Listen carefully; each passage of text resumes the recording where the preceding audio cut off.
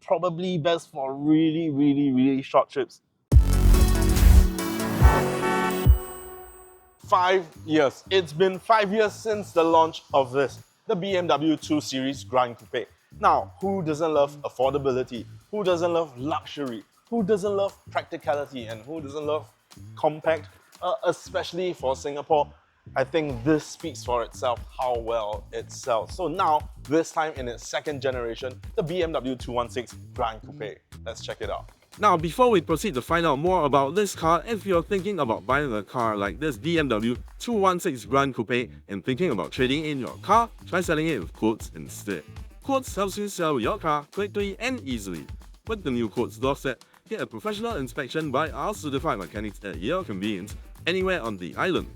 Quotes will then auction out your car online to its wide network of dealers to bid on your car. Once bidding is complete, Quotes will update you with their best offer price at no obligation. It's that easy. To find out more, visit quotes.com.sg, that's quotz.com.sg. Now let's find out more about this car. Now, immediately by the front, this is a drastically different design from the one before. But right here on the hood, you've got two massive spines leading to the bonnet where you can see it's from this angle, it's almost like got like the silhouette of the 4 Series large kidney grills. But move on over to the front, and you'll notice that these kidney grills are a lot more squat than before. And also the eyes, the headlights rather, are also a little bit more slant. People have likened it a bit to gerbils. This time, the headlight design is more like these vertical slats, like the one in the new 1 Series, straying away from that very classic eye design. I think I prefer the ones of the past. You've also got this new line design along the grille, as well as new inlets down below. Now, moving on to the side. Now, over by the side of the second generation 216 Gran Coupe, it's grown to about 4.5 by 1.8 by 1.4 meters. It's grown taller by about 25 millimeters and also longer by about 20 millimeters. So there is a little bit of extra space compared to the first generation Gran Coupe. You've got one singular trim in Singapore, and this is the M Sport trim. You're gonna get 18-inch symmetrical design wheels with the M Sport logo and the M Sport badge right here. You are gonna find frameless windows across the front and rear doors and a very nice sloping roofline towards the rear.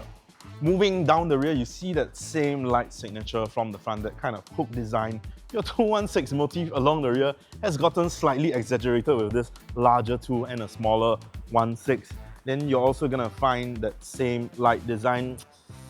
I didn't know what I want with the newer 2 Series Gran Coupe, but I kind of know that I didn't really want this. I missed that kind of heartbeat design in the first generation.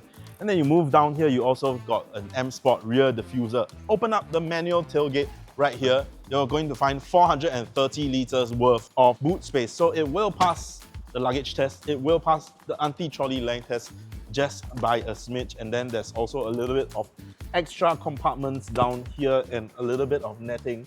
If you want to knock down the rear seats from the boot, you can do so with these latches right here. Now let's check out the rear. Now that I am in the rear of the BMW 216 Gran Coupe, headspace is like this, if any. If I'm seated back, it's pretty much pressing up against the upholstery. Leg space, if this is a regular person seated in front. So there is some length right here, and if you'll notice, there's no magazine holder along the rear of the seat because there is this plastic indent, so it does carve into the seat so that you get some extra leg space, which is appreciated. And right here, because that seat is all up in your face, I can actually really appreciate this brown vegan leather, this burgundy maroon color. It actually really adds to the refinement of this cabin. So seated inside here, it feels more refined, even though it may be a little bit cramped. And of course, getting in, you'll have to mind your head because cars in this segment, you're gonna face that carved door panel right here. So you have to bend your head a little bit. One interesting thing to note, there are no door handle grips, and also climbing into the cabin of this car, you're not gonna have that assistance of that top pulling, not for the rear, not for the front.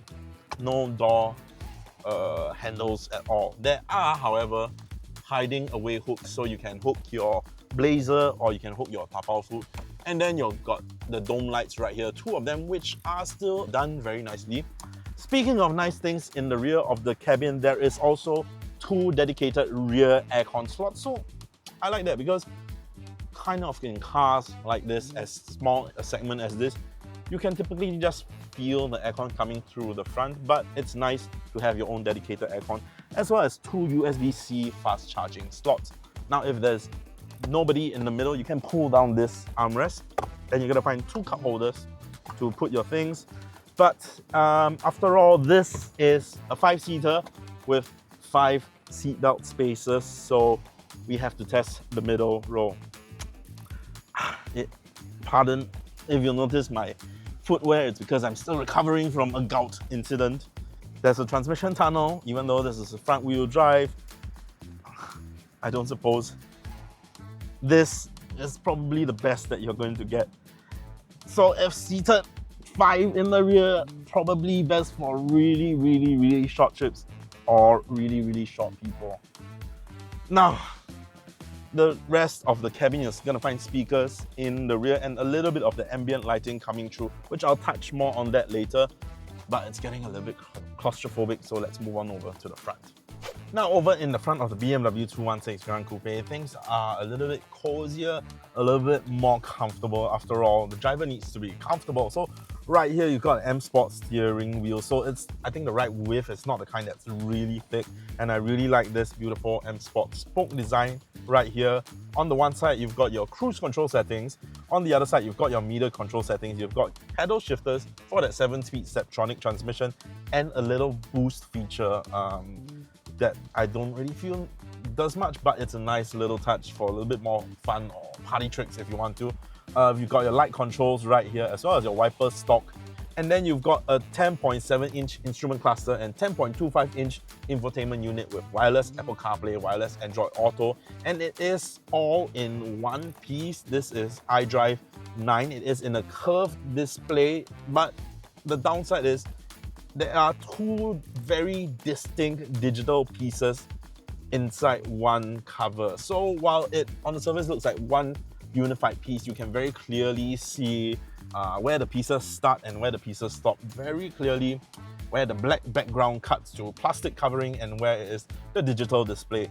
And I have to say, one of the main gripes is, even though of course your curved piece is like this and you have to be looking through your steering wheel to look at your instrument cluster, the cutout of especially this instrument cluster one doesn't feel really too centered, so it almost looks like it's very lopsided to one side of the curved display, and it's a very minor thing, but it's also something that you're going to be looking at every day. Otherwise, the design, UI, UX of the iDrive 9 just looks fantastic, and with wireless connectivity, wireless Apple CarPlay, wireless Android Auto, things are going to be a breeze. I extra like that there are these light up buttons that aren't going anywhere, because these buttons, one touch, you can always go to that dedicated section, don't have to dig through the menus. And you've also got your aircon temperature and fan speed right here.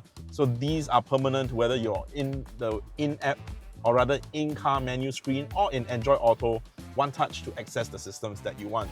Now the rest of the cabin I feel is rather designed quite well. I really like this new ambient lighting setup. It doesn't have to be your crystallized interaction bar, that's nice. But this, I like this. This is not too sophisticated, but it's done really tastefully. And it comes through really well, and I think it's really fitting of a car in the segment of a 2 Series. And down here, you've got more of that vegan leather and a very nice, just look at this, just 3 simple fabric stitches to give it that BMW touch. And your aircon vents right here, you've got physical knobs to direct them, so no digging through the menu, so actual physical controls. Very thankful for that. I like how they really stuff a lot of things. I mean, it's a small car after all. To get a lot more use, you really have to make a lot of sense of the space. So you have a hidden nook right here. You can put your phone right here. This, another second hidden nook. I mean, it's not so hidden, but this is your wireless charger. So phone goes right here, paired together with the wireless connectivity. 2 cup holders right here, 12-volt charger, 2 USB-C fast charging, and then this is your commander's control center, a little bit different, and your hazard light is also slightly different. And then down here, a little hidden hideaway space to store your items. You're also seated very comfortably in these M Sport semi bucket seats with vegan leather, and even with that thigh support. So the design right here, they really did stuff as much as they can into this tiny space. Even your OBU IU 2.0 is stuffed down here, so it is a little bit further for the driver, and it is, I have to caveat, tough for you to put in your cash card if you're the driver, but once you set it up, it's all there. And it's not here, so your passenger can have more leg space. And even the glove box, as tiny as it is hidden away. The button is right here, so it's not even in your sight line. And then another nice touch on the ambient lighting right here, which is customizable through the screen, through the iDrive 9 menu.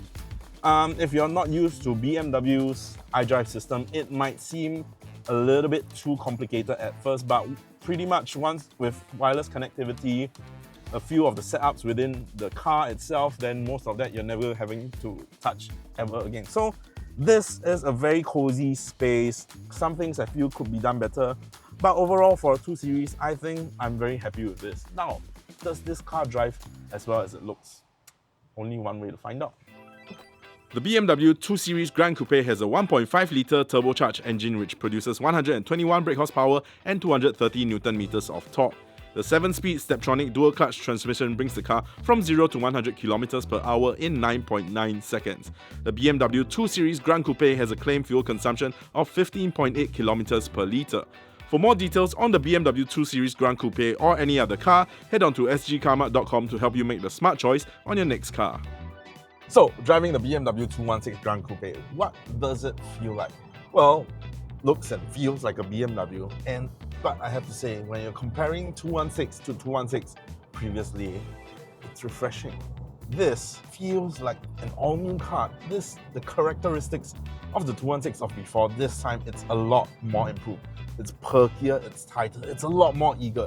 It's still running a 1.5-litre 3-port engine, but the power output is up from 107 brake horsepower to 121 brake horsepower. So 14 more brake horsepower.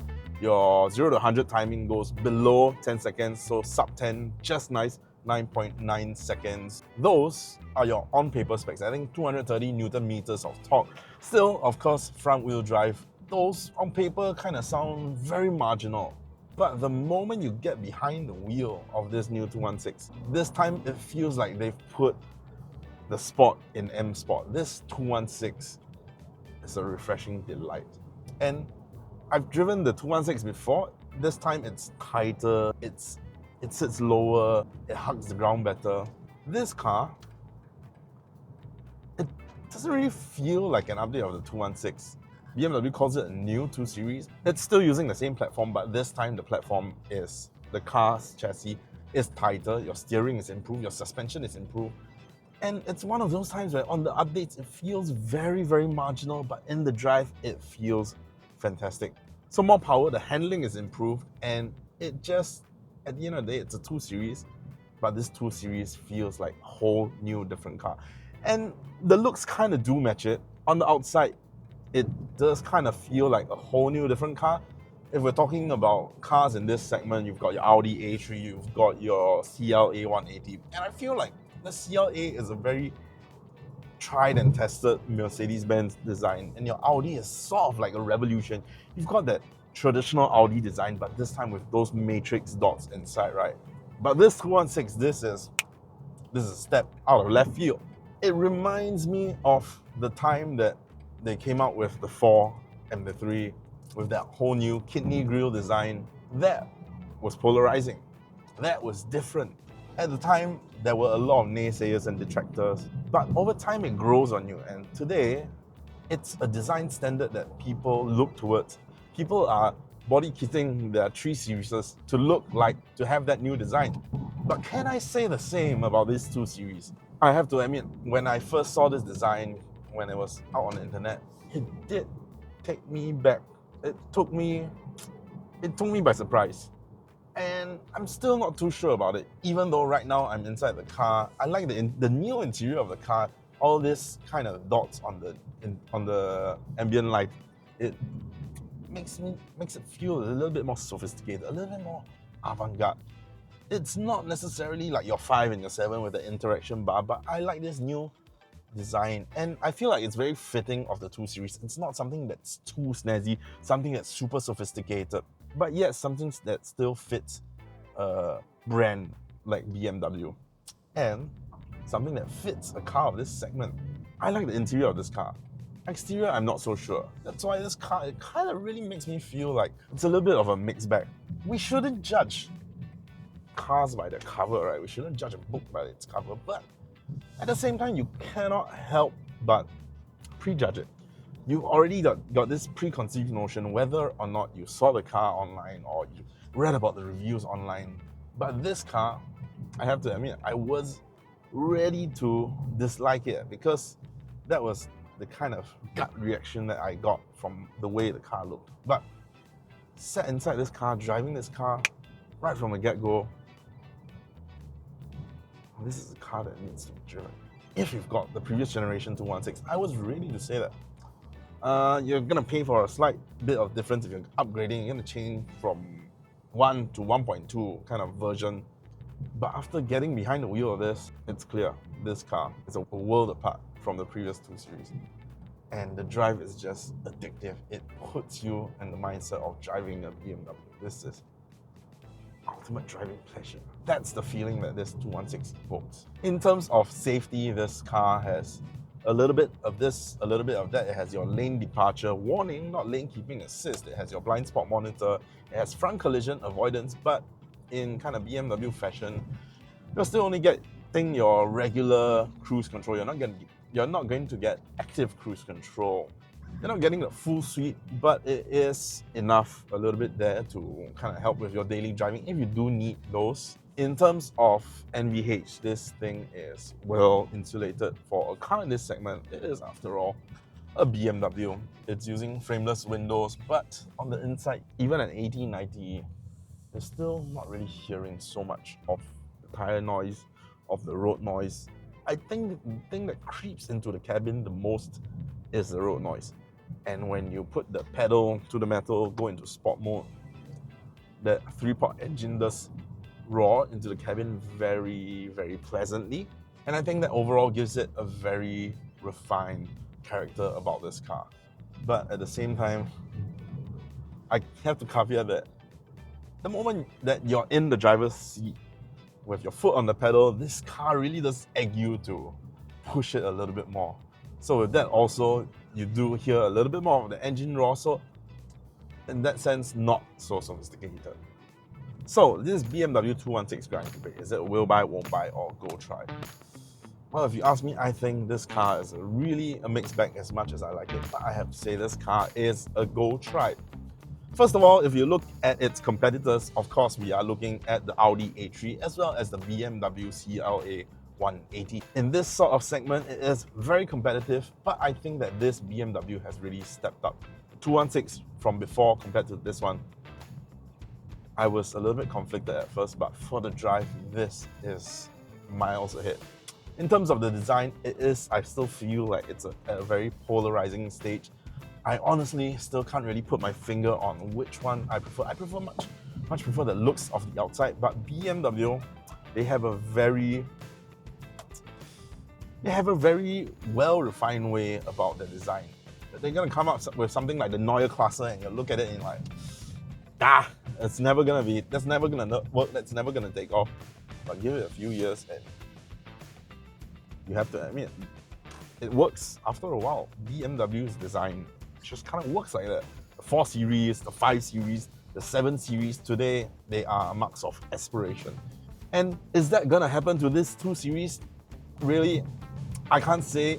I really want to say that I don't like it at this stage, but with BMW's track record, that's kind of what I'm expecting. But in terms of the drive, it goes, I love this drive. In terms of the competition, looking at Audi A3, it is going to be quite a bit cheaper. If you look at the CLA 180, it's going to be quite a bit more expensive. In terms of specs, most of the specs, your power, your drive, your 0 to 100, even your fuel consumption, the CLA actually does beat this 216 Gran Coupe in quite a few of them. But if you look at OMV, if that is your thing, OMV between CLA and the 216, they are very competitive, even though The price for the BMW 216 is a lot more competitive if you take into account OMV. And also, in between the three, I really feel like this is really something new and different. Whereas if you're looking at the CLA 180, it's tried, it's tested, you know what you're getting. It is pedigree. In the Audi A3, it's a little bit of an evolution, but it's also still pretty nice. So if you're ready to take that step out into the mystery, into the wilderness, if you're ready to tangle with the devil, then I think this BMW 216 is for you. But at the same time, there is a lot of consideration to be taken into account when you do put your mind to this BMW 216. And that's why I think this car is going to be a go try. So that's it. That's our review of this BMW 216 Gran Coupe. What do you think? Do you agree with us? Do you disagree with us? Let us know down in the comments below, as well as any other car that you'd like to see us try out. Do leave it in the comments and I'll try to get to every single one of these. Now, if you've made it this far, don't forget to like, share, subscribe, and hit that bell notification icon so you don't miss any of our future uploads. And lastly, do follow us on TikTok for the fun stuff. We are at Sgcarmart. Thanks for watching. I'll see you on the next one. A sailor went to sea to see what he could see, but all that he could see was the bottom of the deep blue sea. I am still recovering from a gout incident, so pardon my French.